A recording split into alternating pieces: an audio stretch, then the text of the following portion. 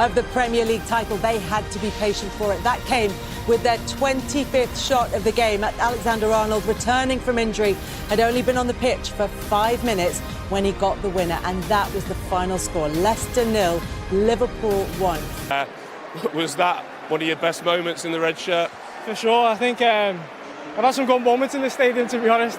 Scored a few goals here. But no, I think being so close to winning the title now, I think my first game back from injury as well. It was an important game for me. I was excited to be back. I put in a lot of hard work over the last few weeks to get back fit. And I'm eager to play. And I was happy to contribute with the goal. It was a big one. You say you've had some great moments in the stadium. I'm picturing 2019. You stood there, very similar in front of the Liverpool fans. Yeah, very similar indeed. And I'm pretty sure that's my first left-foot goal in my career as well. So it's taken a few years, but got there in the end. They texted me that, the stats department, but I couldn't believe that. But you obviously knew straight away. Yeah, that's probably the one type of goal I've been missing. But no, I saved it for the right time. Being so close to win the league now. I think it's one win away now, very close, and to do, especially with fans here as well, is a very, very special moment. Alexis, you just stood there with a big grin on your face, which I guess tells us a lot. Yeah, of course, really happy, not just for the team, but for Trent. He's been working really, really hard to come back, so this is a present for him. I hope he can enjoy it with these amazing fans. I'm pretty sure he deserves it. What did it mean to have, well, a couple of moments actually with the Liverpool fans as you charged towards them when you scored? And I just noticed at the end there, I think it's Virgil just shoved you forward to take the applause. Yeah, of course. I think he's pushed me to the front to soak it in, get up close and personal. The way fans are always amazing. The fans have been outstanding again this season. They pushed us every game until the final minutes, and they've done that again today. And they've helped us win the game. You can still hear them now all there celebrating. As much as we do it for ourselves and do it for our families, we do it for the fans as well. They're the ones that travel to games, spend the money to come watch us play. So at the least they deserve is to see us give 100% on the pitch and win games, and to be so close to sealing for some of us a second league title, and for a lot of us a first league title. But especially in front of fans, which is what we've been missing, is very special. Listen, there's one more burning question. You know it's coming. I don't know if you can give an answer. How many special moments left for you in the Liverpool shirt? Look, obviously, like I've said all season, I'm not going to speak on my situation. I'm not going to go into details. But these days like today are always special. Scoring goals, playing, winning games, being close to winning titles as well, being in title races. The special moments that will live with me forever, and I'm glad to be a part of them. Well said. Can you do one more job for us? Player of the match, Alexis. Deserved. I don't know if I deserve it, but the most important thing is the win and that this guy scored. Well said. Thank you. Alexis McAllister and Trent Alexander-Arnold. In a way, that interview was a lot like the game itself. We had to wait a long time for the goal. We were waiting for the Patrick Davison question to Trent Alexander-Arnold. We could have predicted, really, what the tone of the answer would be, but he had to ask it. Did we get any clues from the answer at all? Not really, but I felt more an edge throughout that interview than I did the game, actually. Listen, he hasn't really spoken all season, which... Listen, we're getting to that stage of the season where he's got to, be speaking to the club in terms of what he is doing one way or another, whether a decision has already been made. I think most people feel that it has, so it's probably as difficult for him to give an honest answer if that decision has been made. But I think the frustration from the Liverpool supporters throughout this process is that even though they've been coming out and speaking, and I was critical of Mo Salah early in the season about coming out about his own situation, but it was always on the remit that they wanted to stay.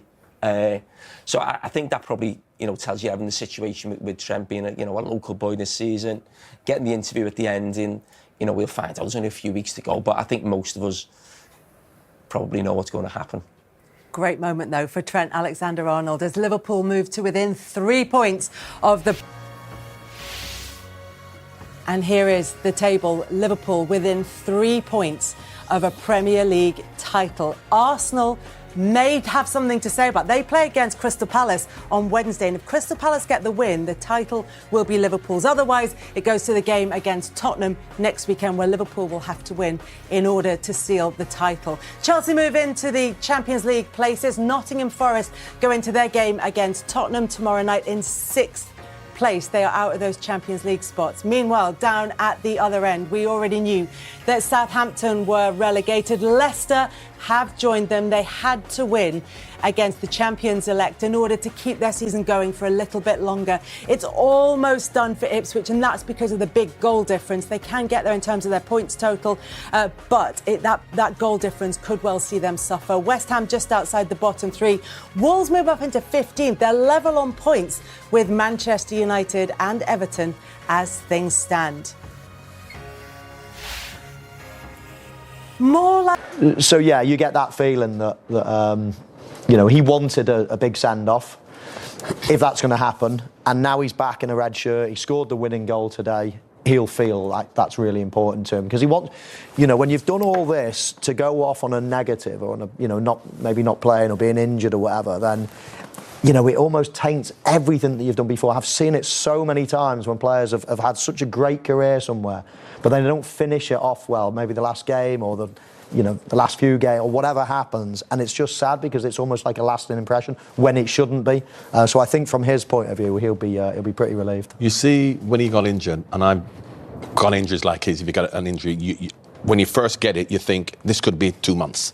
Obviously, when things settle down, it's only going to be a week, then it's fine. But the initial thought, particularly with the injury like he got, is, I may not play again this season. And if he knows he's going, you can see how much it meant to him to score today. But what I've said all along for these Liverpool players, and for footballers generally, is that, yes, they may go, their contracts may run out. But if you look at what Fabinho, Henderson, Milner, until the final day, they gave 100%. And that's all you can ask. If he's going to go, the fans should still support him, because he's giving 100% for Liverpool Football Club until the final day. And that's all you can ask for any player. You can't hold it against him if he wants to go to try something new. We don't really know. But if he was still here and not giving 100%, that is when you can have a go at him. But he gives 100% all the time. So I have no issue with him if he's going to go at the end. As long as between now and the end of the season, he gives 100%. I'm not quite happy with his celebration, to be honest with you. That to the fans, scoring with your left foot, rings a bell or two, to be honest with you. You didn't take the shirt off, though, did you? I didn't take my shirt off. I ain't got a body like his. But, no, it kind of rung a bell, and it's meant to be, I think, a little bit. How he drifted into that position and smashed it with his left foot. First goal of the season, it's kind of meant to be. And in terms of what you're saying about till the end of the season, not just him, but Salah and Van Dijk, it hasn't affected them one iota, has it? And in fairness to Trent, as the local boy, there's probably been more talk about him than the other two. But if you look at the way that, as I said, Firmino and Henderson and Milner, what they did is that the culture at Liverpool is to give 100%, regardless of the noise that's going on around whether you're going to sign a contract or not, which is the right way to be. So, as you rightly say, we don't know whether he's going to come or not, go or not. However, while you're at this football club, you give 100%, which is what he's done. I think he's going to go. I think we know he's going to go. But as long as, and unfortunately for him, it looks like we've won the league. Had this been going on and the league was tight and the harmony or this unity wasn't there and there's these question marks and fans weren't particularly happy. So I think the way it's actually worked out, the fact that we really have won the league has taken a lot of the pressure off his situation. But when someone waves that white shirt of Real Madrid when you're a Liverpool player, it's very difficult to get your mind into it. Well, Keep going, mate, keep going. Well, there was an opportunity for a player to go to Real Madrid and wave the white shirt, but he didn't. Is that right? Yeah, that's why I was throwing that one in there. Yeah. So not all of us will. Some of us can resist it. So we've got one there who turned it down and one who couldn't resist. And I would never go, because the Arsenal's the biggest club in the world, mate. So there you go. You're no good in white anyway, except England white. Which is absolutely. Yeah. When he came on, 5.5 minutes later, he scored. Arne Slot said before the game he's probably got 20 minutes in him. I mean, he couldn't have dreamt of this type of introduction, could he? No, he couldn't. I mean, I thought Arne Slot was going to make a few substitutions, actually. I thought both full-backs could come on, Andy Robertson and Trent. But this is the goal, and he's actually not even in shot. He drifts into this left-hand side position. Samawe there, I mean, he does all he can. He's back to the goal. He tries to head it away in a safe area. But look, he's not even in shot here. And he just drifts into a position that he thinks, you know what, the ball might just land here. How Liverpool didn't score before that is unbelievable. Hitting the woodwork twice. And the goalkeeper, maybe, will be disappointed. Yeah. It's a lovely strike from him. He just senses it, doesn't he? He just drifts into an area where he thinks, it might just drop here, and then bang, great strike. Fantastic strike. The keeper should have had it, but it's a great strike with his left foot. Weaker foot, because he's actually coming away from it. The ball's going away from him, so he has to kind of like run around it on his weaker foot. So it was a good strike. Keeper would be disappointed. Mo really should have scored. They're complaining about a head injury, so the game should have been stopped. But once you don't stop the game, you can't go back to that. You know, they if were you stopped right it, in their but you luck, can't. John, Yeah, weren't they? Let's be honest with you, 30 opportunities. Yeah, we had enough opportunity to score. And it's eventually he's put he's sealed it for him. And a fantastic reaction, and that's what football's about. But keep the shirt on. There's a bit more in that celebration, and it was a landmark day as well. 350 games for Liverpool, 23 goals, 22 with his right foot on his first today, with his left, 6 honours. He's won everything there is to win at Liverpool Football Club. What when that adrenaline runs today over to those away fans, what do you think might have been that sort of out-of-body experience for him? Well, you could see it was a little bit different, and there's no hiding it. You know, he's been taking a little bit of stick from his own fans, from the press, from people in general. Everybody's debating, you know, whether what he's doing is right or wrong and everything else like that. And there's no way you can avoid it as a professional footballer.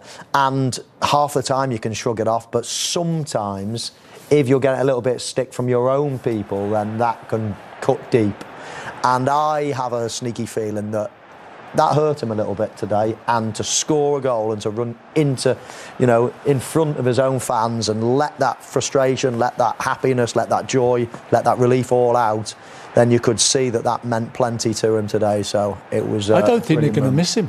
No, what? I don't think they're going to miss him. I think Conor Bradley's going to get better and better, and they're going to bring in more players, and they're going to be a force next season. They've got so many quality players. Of course, that quality comes in and wins you games like this, but I think Conor Bradley's going to be the real thing, you know. He's going to get stronger, he's going to get better, and, you know, I think the reason that they've had the alternative this season is why they've gone to the top of the table. Arsenal haven't had that luxury. You know, we've had kind of injuries and stuff that's caused us a problem, and then you've got people like Trent that comes in and gets goals like that. That's where you win titles. I agree with Todd to a certain extent in terms of Liverpool will play in a different way. So what happens is he's very creative. Conor Bradley probably defends better, so therefore we're not going to have Conor Bradley trying to play like Trent, but maybe we will defend better and he'll be in an orthodox right back position. I think that will actually help Mo, because sometimes when Trent goes wandering into midfield, Mo is isolated 2 against 1, where it's Conor Bradley playing with Mo. So I don't think that Conor Bradley will replace him in the same way, but I think we'll have creativity from others. So yeah. When Tony says they won't miss him, obviously in terms of winning games and stuff like that. But there's not many people who can pass the ball like Trent Alexander-Arnold in that position, is there? Well, no, but of course, there are people who can do other things. So therefore, we will miss that creativity, but we're still going to score goals. So we may miss him on the ball, but you can't say that your right back is if your right back's going to be your most creative player. No, but if you asked Richard Hughes now, would you like to sign Trent Alexander-Arnold next season? He'd say, of course Liverpool are going to miss him. But I think Tony's right in a way. If you cannot replace Virgil van Dijk, he's just so good. There's nobody out there. You can't replace Mo Salah. He's the best in the world at what he does in his position. Yeah, those two are the necessary ones. They couldn't be replaced. You can make an argument, as Tony's trying to make, that, do you know what? You can replace Trent. Might be with a different type, but you can replace him. And there's one that's young, that's bursting with energy, that's at the club already, that needs to be given more time. And do you know what? He's going to be different to Trent. I don't expect him to do what Trent does, but he will do other things. And if you ask a few Liverpool fans, maybe, I don't know, a few months ago, Conor Bradley was coming into the team. He was absolutely brilliant. And lots of people were saying, even when Trent gets back fit, he should be starting. He's playing that well. So that just goes to show you would never